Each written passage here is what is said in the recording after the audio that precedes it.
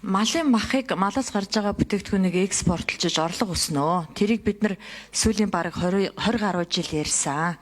За цагаан алт хөтөлбөр өдргээл яриад байгаа. Яг хэрэгжээд одоо чинь би говийн бүсийг асуугаад байна л да. Говийн бүсэд яг энэ 5 жилд юу хийхээр төлөвлөсөн бэ? Хамгийн уур амьсгалын өөрчлөлтөнд орж байгаа цөлжилтэд нэрвэгдэж байгаа бүс нутгаа. Манай говийн бүсийн малчид яах юм?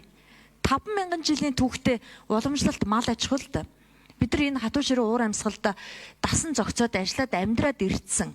Яг нь сүүлийн одоо 10-аад жилээс ахуулаад уур амьсгалын өөрчлөлтөнд нэрвэгдэж байгаа.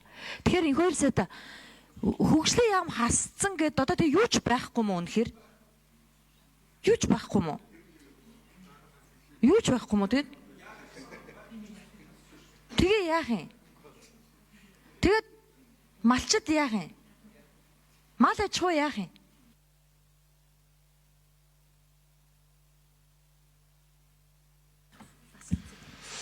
За одоо энэ дээр хэн хариулах вэ? Энэ хоёр сайд бол одоо бүх хариултаа өгчлөө шүү дээ. Тэгээ яагаад хассан талаар эдийн засгийн хөгжлийн яамныхан хариулах уу? За 4 номер.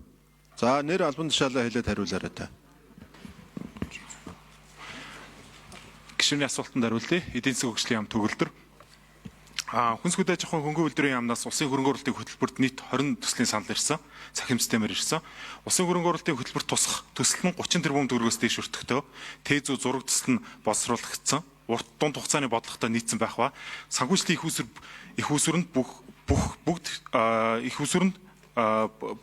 их усүрэнд багцсан юм байх төсөл ирсэн байх хэвээр.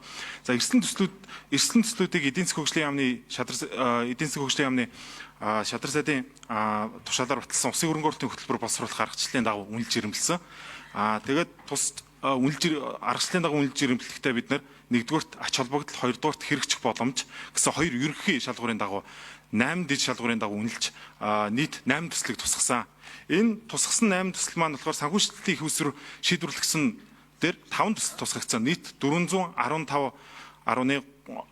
тэрбум